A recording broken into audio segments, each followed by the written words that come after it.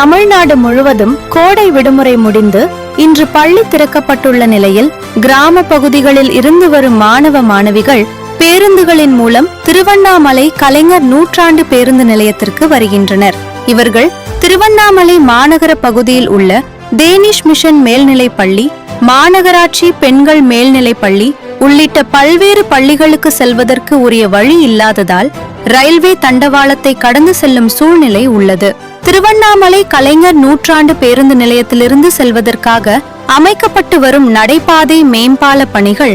April மாதம் முடிவு பெற்று மக்கள் பயன்பாட்டிற்கு வரும் என கூறப்பட்ட நிலையில் தற்பொழுது பணிகள் ஆமை வேகத்தில் நடைபெற்று வருவதால் பள்ளி மாணவ மாணவிகளும் பேருந்து பயணிகளும் பொதுமக்களும் உயிருக்கு ஆபத்தான நிலையில் ரயில்வே தண்டவாளத்தை கடந்து செல்லும் நிலை ஏற்பட்டுள்ளது.